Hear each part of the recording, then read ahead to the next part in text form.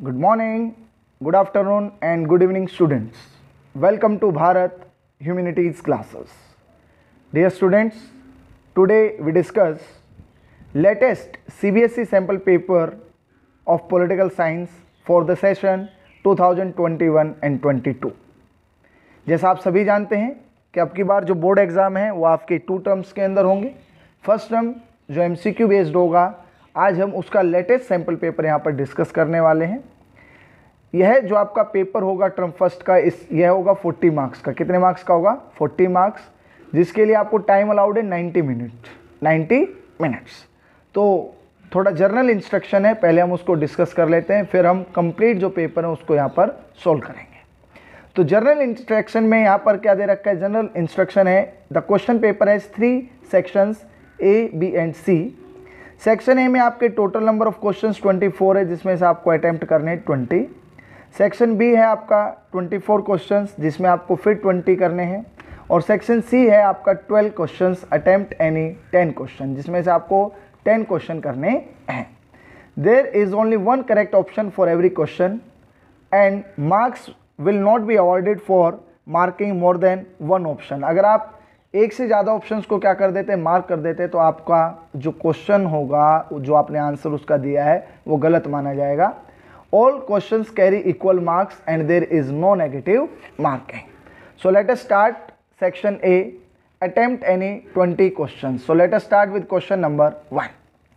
Newly independent countries got an option to stay away from any of the alliances since the time dash was created. तो यहाँ पर answer आ जाएगा now, non align movement. Dear students, as we know that after the end of Second World War 1945, the world again was divided into 2 superpowers between USSR and United States of America. दूसरे विश्व युद्ध की समाप्ति के बाद पूरा विश्व शीत युद्ध का सामना करता है, जिसके अंदर ईस्टर्न ब्लॉक और वेस्टर्न ब्लॉक. ईस्टर्न ब्लॉक का हेड कौन होता है? USSR. और वेस्टर्न ब्लॉक का जो हेड होता है वो कौन होता है? United States of America. ऐसे में जो न्यूली इंडिपेंडेंट कंट्रीज थे, चाहे वो एशिया के थे, अफ्रीका थे या लैटिन अमेरिका के, उनको एक नया स्टेज प्रदान किया गया. किसके द्वारा? गुट निरपेक्षता के द्वारा, जिसको नाम कहा जाता है non align movement. Non align movement जिसका जो फर्स्ट समिट हुआ था वो बेलग्रेड के अंदर हुआ था और 1961 के अंदर हुआ था. तो फर्स्ट में आपका ऑप्शन नंबर डी आपका क्या आ जाएगा? Right answer. नेक्स्ट क्वेश्चन है, the smaller states were important for super powers due to. क्या कारण है कि जो छोटे राज्य हैं वो किसके लिए महत्वपूर्ण है? Super power. सुपर पावर उस समय 2 ही थी, US एंड USSR. तो देखिए, वाइटल रिसोर्सेज को गेट करने के लिए छोटे स्टेट काफ़ी क्या थे? इंपॉर्टेंट थे.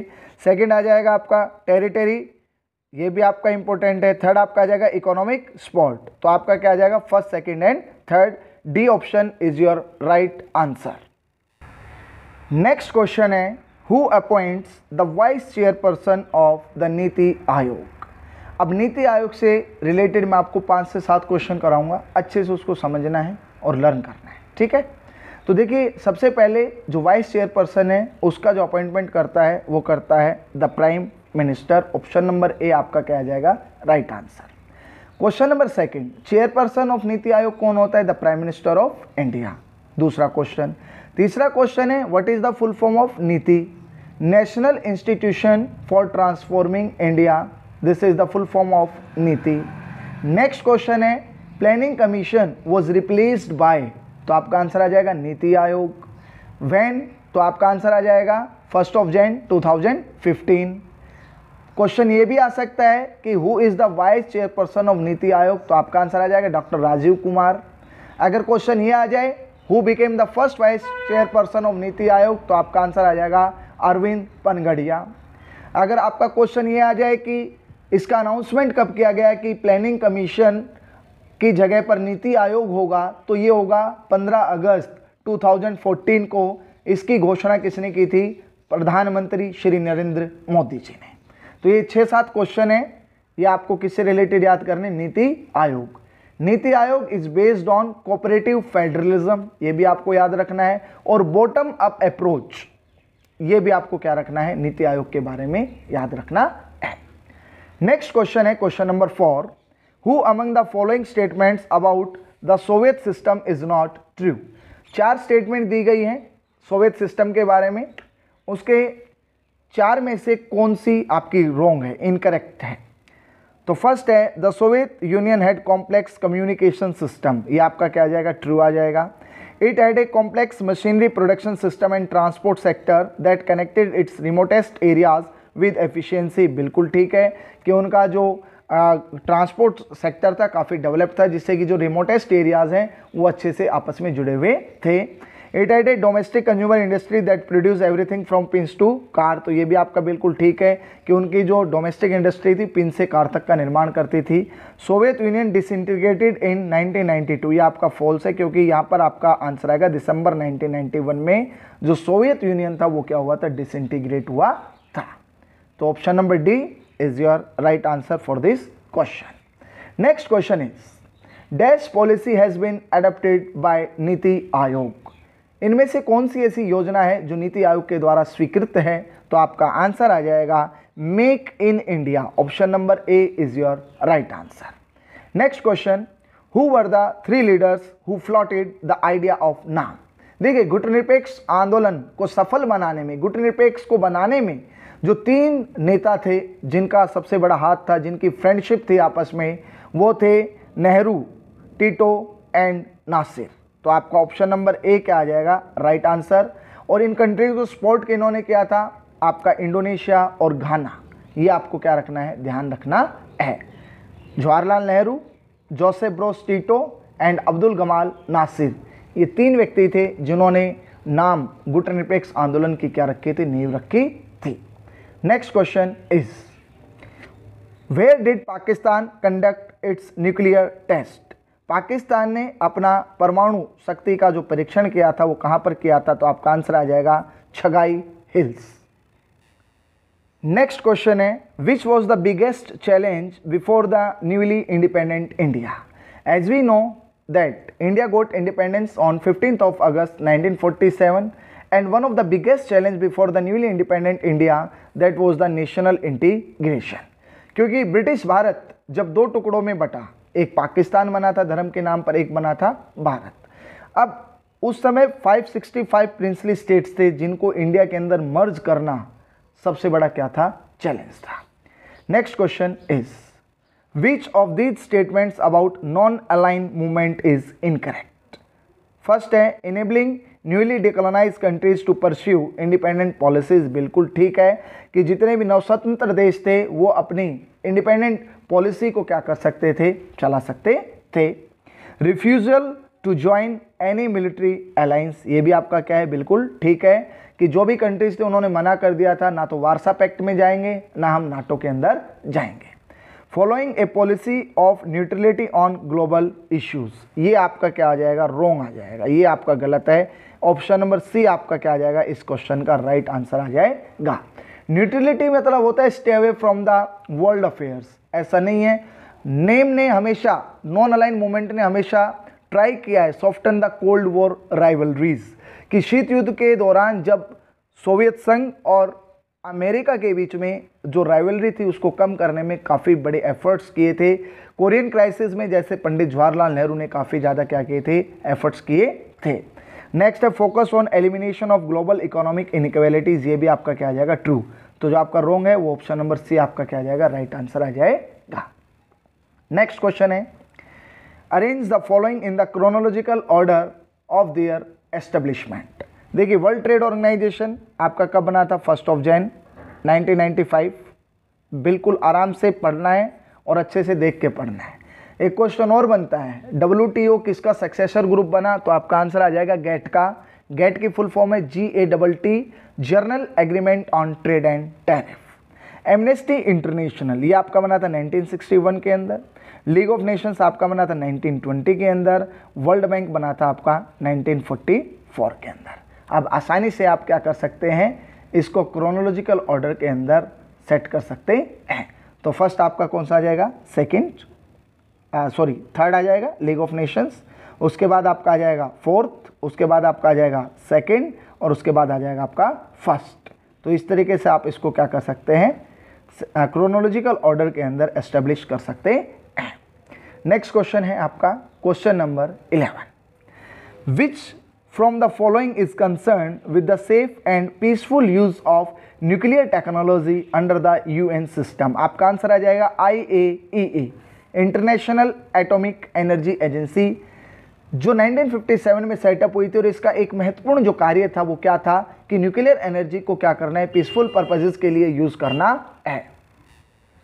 नेक्स्ट क्वेश्चन है, India conducted its first and second nuclear test at Pokhran in the year 1974 and 1998। Bharat ने अपने जो परमाणु हथियारों का परीक्षण है वो 1974 और 1998 के अंदर किया। 74 के समय में देश की प्रधानमंत्री थी श्रीमती इंदिरा गांधी, 98 के समय में थे श्री अटल बिहारी वाजपेयी। नेक्स्ट क्वेश्चन है, the Arab spring did not transit which of the following countries. तो आपका आंसर आ जाएगा ईरान। क्या आ जाएगा? ईरान। अरब स्प्रिंग कहाँ पर चली? Tunisia, Libya, Yemen.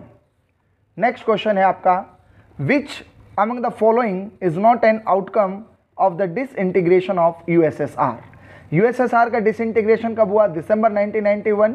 तो इसके कौन कौन से आउटकम्स हुए? End of the ideological war between the US and USSR, बिल्कुल ठीक है।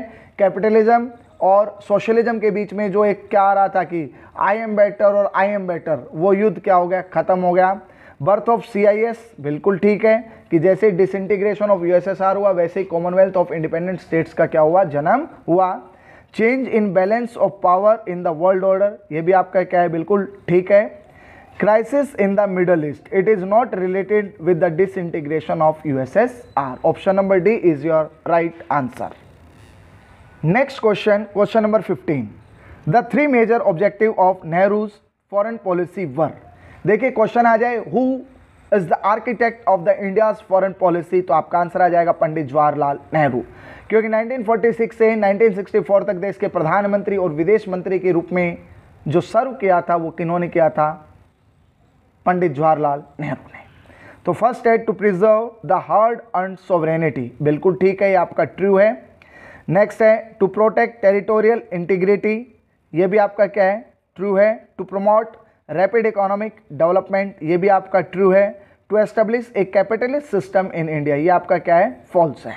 तो इसमें आपका क्या पूछ रखा है? Three major objective. तो फर्स्ट, सेकंड एंड थर्ड ये आपके क्या थे? थ्री मेजर ऑब्जेक्टिव्स थे जो नेहरूज की क्या थी? फॉरेन पॉलिसी थी। और भारत की विदेश नीति के निर्माता के रूप में भी इन्हें ही जाना जाता है।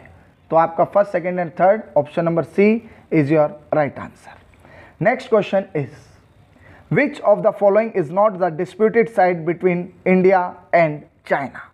भारत और चीन के बीच में इनमें से ऐसा कौन सा साइट नहीं है जो भारत और चीन के बीच में क्या है? डिस्प्यूट का कारण है।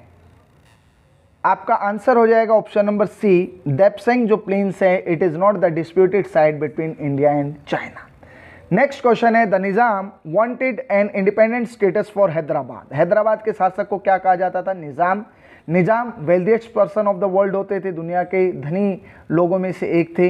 ही entered into what was called the standstill agreement with India in November 1947। नवंबर 1947 में निज़ाम ने स्टैंड स्टिल एग्रीमेंट साइन किया इंडिया के साथ।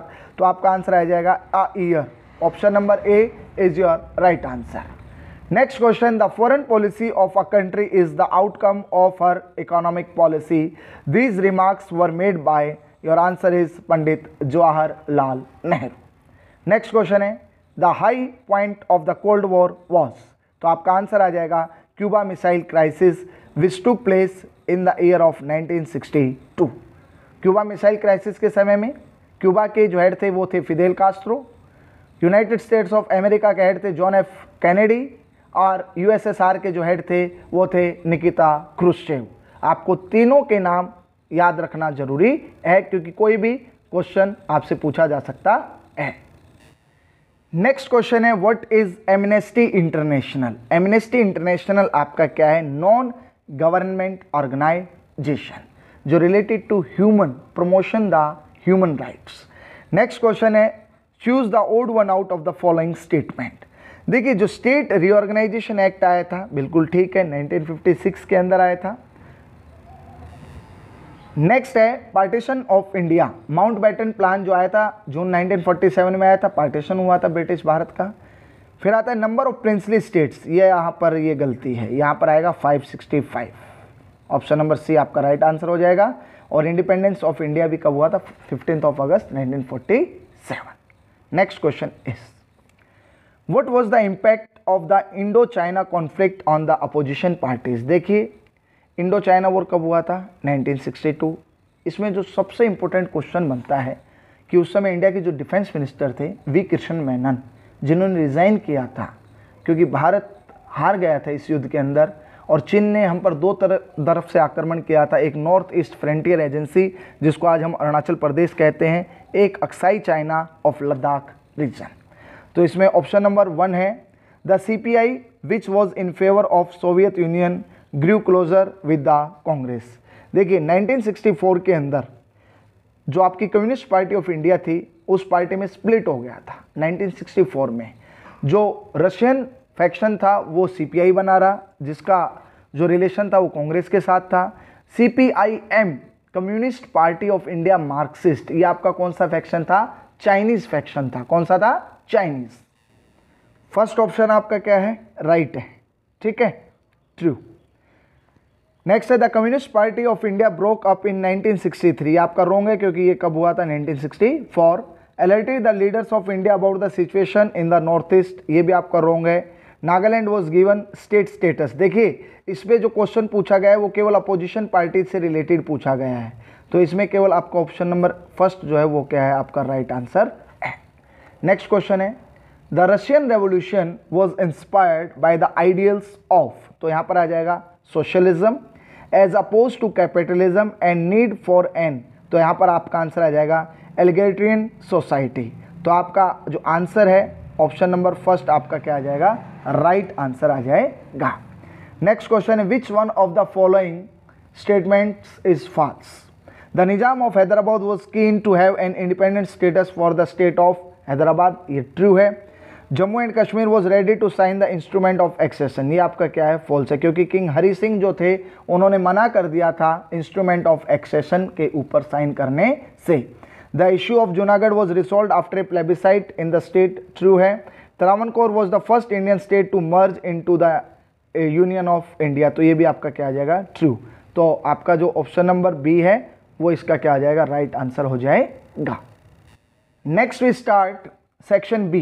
अब हम सेक्शन बी की शुरुआत कर रहे हैं। सेक्शन ए के 24 क्वेश्चन हम ऑलरेडी कंप्लीट कर चुके हैं।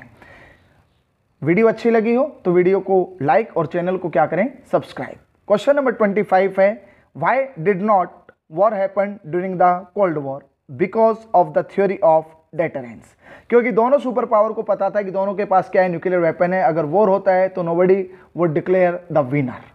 नेक्स्ट क्वेश्चन है why did Russia become the successor of USSR?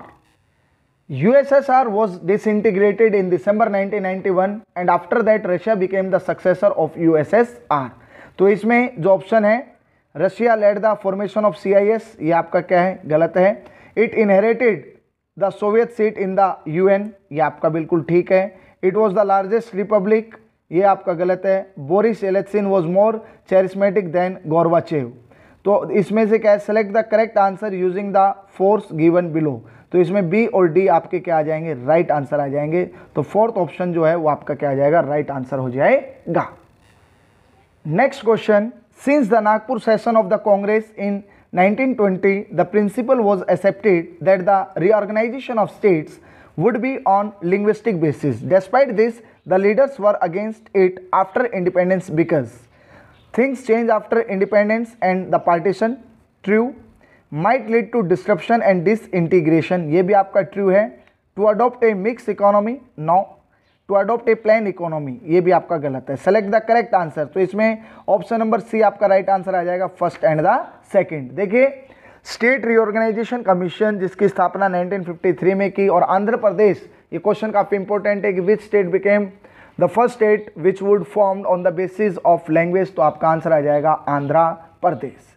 Next question है, years after the end of Cold War, the Central Asian Republic have not risen to the global availability of opportunity. Why? तो इसका जो answer होगा वो होगा option number B, authoritarianism in the countries. Option number B is your right answer. Next question है, Sardar Vallabh Bhai Patel was interested with the task of the unification of princely states, which of the following argument is not correct? He had a long political experience, true. He was a visionary and a good speaker, true. Muslim League wanted the task of integration should be entrusted to Sardar Vallabhbhai Patel. Option number C is your right answer. Next question है, why did the Indian government sign the treaty with Soviet Union in 1971? देखिए इसका कारण था कि Bangladesh crisis जो 1971 में हुआ था, उस समय भारत को मिलिट्री सपोर्ट चाहिए थी, क्योंकि एक एक्सिस पर चाइना, यूएस और पाकिस्तान थे और दूसरी तरफ इंडिया अकेला था। इसलिए इंडिया ने 1971 में peace and friendship treaty sign की थी विद यूएसएसआर फॉर 20 ईयर्स। तो ऑप्शन नंबर ए आपका क्या आ जाएगा? राइट आंसर आ जाएगा। नेक्स्ट क्वेश्चन है, consider these statements about NITI Aayog, find the wrong statement. NITI Aayog act as a think tank of the union government, true. NITI Aayog does not ensure the spirit of cooperative federalism, ये आपका इस क्वेश्चन का right answer होगा option number B, क्योंकि ये क्या है? Wrong statement है। प्राइम मिनिस्टर इसका एक्स ऑफिशियो चेयरपर्सन होता है, चेयरमैन होता है, और doctor Rajiv Kumar is the current vice chairperson of NITI Aayog. Next question है, shock therapy is a phenomena associated with, तो आपका आंसर आ जाएगा, ये जो आपका आंसर है ये आ जाएगा US plans to root out communism. Communism को जड़ से उखाड़ने के लिए जो आपकी शॉक थेरेपी आई थी, shock therapy was introduced by world bank and international monetary fund, जिसका मुख्य उद्देश्य था कम्युनिज्म को कंप्लीटली क्या करना? खत्म करना। नेक्स्ट क्वेश्चन है, the term the largest garage sale in history is associated with, तो आपका आंसर आ जाएगा शॉक थेरेपी। जब रशिया की 90% जो पब्लिक सेक्टर की इंडस्ट्रीज थी उनको कोड़ियों के भाव क्या कर दिया गया था? सेल कर दिया गया था। नेक्स्ट क्वेश्चन है, असर्शन एंड विजन। असर्शन क्या है? The cold war was neither a war और nor an armed military conflict और nor a condition of peace, it was rather a state of uneasy peace. तो आपका क्या है? Assertion बिल्कुल राइट है। रीजन आपका क्या है? The Cold War was not being fought by clever moves, propagandist activities and diplomatic conflicts. ये आपका क्या हो जाएगा? False. ऑप्शन नंबर डी आपका आंसर होगा। The assertion is correct, but the reason is incorrect. Next question है, which situation was termed by the US President George Bush as the New World Order? तो आपका answer होगा, The United Nations had given permission for Operation Desert Storm इन 1990, जब Iraq ने Kuwait के ऊपर क्या कर लिया था? कब्जा कर लिया था, और कुवैत को आज़ाद कराने के लिए यूएन ने फर्स्ट टाइम बिना हेजिटेशन के क्या दिया था? जो बल प्रयोग की अनुमति दे दी थी, जिसको जॉर्ज डब्ल्यू बुश ने क्या कहा था? New world order. Next question है, the result of Arab spring was, तो इसका जो कारण है वो है autocratic dictatorship is the result of the Arab spring. Next question है, NITI Aayog serve as the think tank to promote, तो यहाँ पर आ जाएगा कोऑपरेटिव फेडरेशन। कौन सा federation? Cooperative federation where governments act as a, तो यहाँ पर आ जाएगा आपका जो सेकंड है फैसिलिटेटर, तो option number C cooperative and facilitator is your right answer.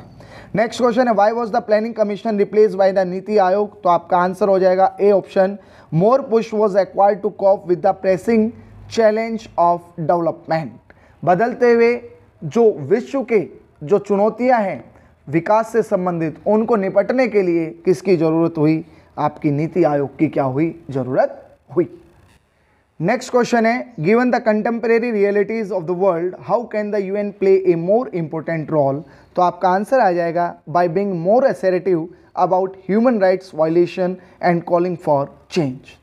Next है assertion, in April 1949 the North Atlantic Treaty Organization was an association of 12 states which declared that armed attack on any one of them in Europe or North America would be regarded as an attack on all of them। तो ये आपका आ जाएगा बिल्कुल सही है कि NATO कब बना? 1949 अप्रैल के अंदर, और नाटो के अंदर कितने मेंबर स्टेट थे? 12, और अगर उनके ऊपर हमला होता है नॉर्थ अमेरिका और यूरोप के अंदर, तो वो 12 के 12 देशों के ऊपर हमला समझा जाएगा।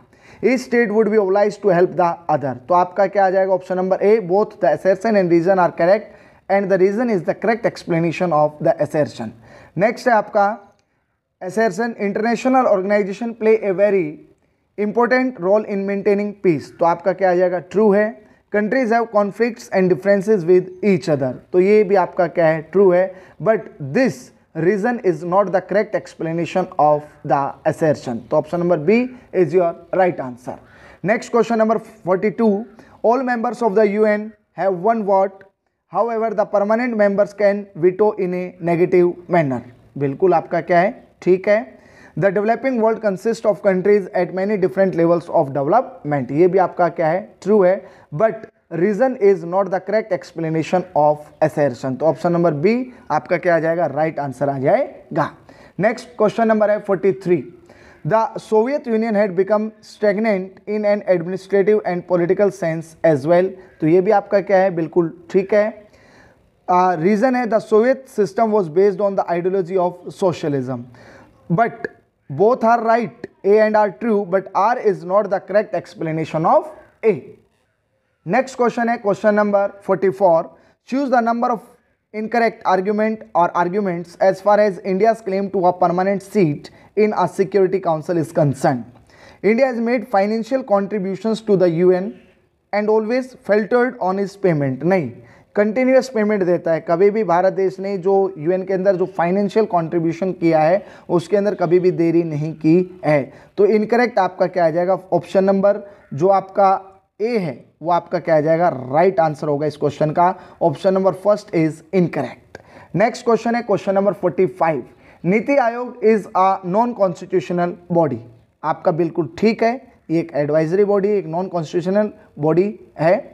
The chief minister of the India is the ex officio chairman of NITI आयोग, ये आपका क्या हो जाएगा, फॉल्स, तो ऑप्शन नंबर सी आपका क्या हो जाएगा, right answer, A is true, R is false. Next question है, in which matters do international organisations help to establish better living condition democratic countries in matters of peace and war, ये आपका right है। To prevent violations of human right, ये भी आपका ठीक है। To resolve territorial dispute, देखिए इसके अंदर आपका बी और सी ऑप्शन क्या हो जाएगा, राइट हो जाएगा, तो ऑप्शन नंबर डी जो है वो आपका क्या हो जाएगा, राइट आंसर। नेक्स्ट क्वेश्चन है, the reorganisation of the states on the basis of language had a negative effect, तो इसमें ऑप्शन नंबर डी आ जाएगा। Movement started in many areas of the country demanding the formation of small separate states, देखिए reorganisation of states जो 1956 में act आया था उसके तहत 14 राज्य और 6 केंद्र शासित प्रदेश बनाए गए थे। उसके बाद बहुत से मूवमेंट चले जिससे कि छोटे छोटे राज्यों का निर्माण की क्या की गई थी, मांग की गई थी, तो ये क्या था, एक हार्मफुल इफेक्ट था। नेक्स्ट है, during the Nehru era why did some political parties and groups in our country believe that India should be more friendly with the bloc led by the United States of America because the US bloc claim to be pro democratic and promoted capitalism, so आपका option number A आपका क्या आ जाएगा, right answer हो जाएगा। Next है आपका section number C, attempt any 10 questions, तो इसमें पिक्चर बेस्ड क्वेश्चन है। Study the picture given below and answer the questions that follow. First है, choose the first state to be created due to the linguistic demands after independence, तो आपका answer होगा आंध्र प्रदेश, और आंध्र प्रदेश के निर्माण के लिए जिस व्यक्ति ने आंदोलन किया था उनका नाम था पोटी श्री रामुलु। नेक्स्ट है, ये विजुअली इंपेयर्ड कैंडिडेट्स के लिए when did the central government appoint the state reorganisation commission, तो आपका आंसर हो जाएगा 1953। नेक्स्ट आपका है picture based question, what does this logo symbolise, this logo symbolise the world peace, विश्व शांति का सूचक है। Next question again for visually impaired candidates, the United Nations were set up through the signing of the UN charter, तो आपका answer आ जाएगा 51 states. Next है, स्टडी द कार्टून, इसमें क्या पूछ रखा है, the message that the picture gives is, तो आपका आंसर हो जाएगा use of military power to control the world. Next है आपका read the given passage carefully and answer the questions that follow. अब आगे आपके पैसेज बेस्ड क्वेश्चन, और क्वेश्चन नंबर इसमें जो 52 है वो ध्यान से सुनना है। Why did the partition of India in 1947 prove to be very painful, तो इसके अंदर आपका आ जाएगा option number D, it was the largest most abrupt unplanned and the tragic transfer of population in the human history.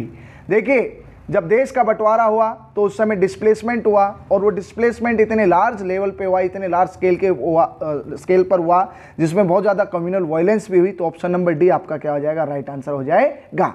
Next है question number 53, what major difficulty और difficulties arose in the way of partition. First है there was no single belt of Muslim majority areas in British India. Next है all Muslim majority areas did not want to be in Pakistan. तो दोनों ही आपके options जो हैं वो आपके क्या है, राइट है। तो ऑप्शन नंबर जो आपका क्या है, डी है, both A and B is your right answer. Next question है what would have been India's position in the world had there been no partition of India. तो आपका है India would have been a much larger nation in terms of territorial area, बिल्कुल ठीक है। India would have played a more vital role in the world scenario. तो आज आपका answer जो होगा option number C, both are correct. Next है what led to the decision for the creation of Pakistan, choose the incorrect statement as the reason. तो आपका answer हो जाएगा political competition between Muslim League, ये बिल्कुल ठीक है। इनकरेक्ट ढूंढना है तो ऑप्शन नंबर बी जो है several political developments in 1940s। Next again आपका पैसेज बेस्ड क्वेश्चन है, पैसेज के आधार पर आपको क्वेश्चन का आंसर देना है। Why was the policy of no first use reviewed and change. देखिए no first use is related to the nuclear weapons. जो हमारे न्यूक्लियर प्रोग्राम है उसके अंदर प्रधानमंत्री नरेंद्र मोदी ने कुछ चेंज किया है कि India can use the nuclear weapons first in the matter of security. अगर भारत देश की सुरक्षा का सवाल आया तो हम परमाणु शक्ति का सर्वप्रथम क्या कर सकते हैं, प्रयोग कर सकते हैं। तो आपका आंसर सी होगा, India's regional and national security is paramount. तो option number C is your right answer. Next है India wants to ensure its place in. तो आपका आंसर आ जाएगा United Nations Security Council. Next question है which one is correct option for CTBT. तो आपका answer आ जाएगा comprehensive test ban treaty. Next question है India's nuclear policy reiterates in its resolve in. तो आपका आंसर आ जाएगा एस्टेब्लिशिंग डिजार्मेंट एंड रीजनल पीस। डिजार्मेंट की न्यूक्लियर वेपन्स खत्म हो जानी चाहिए और क्षेत्रीय शांति की क्या होनी चाहिए, स्थापना होनी चाहिए। नेक्स्ट क्वेश्चन है India's foreign policy is driven by a wide range of factors, identify the incorrect one. तो आपका आंसर आ जाएगा अलायंस बिल्डिंग। नेशनल इंटीग्रेशन बिल्कुल ठीक है, प्रोटेक्शन ऑफ इंटरनेशनल बाउंड्रीज ये भी ठीक है, national interest. So option number C इसका क्या आ जाएगा, राइट आंसर आ जाएगा। So dear students, today we discuss the latest sample paper for our class 12th of political science for our upcoming term first exams in November and December. Watch this video and like and subscribe Bharat Humanities classes. Jai Hind, Jai Bharat.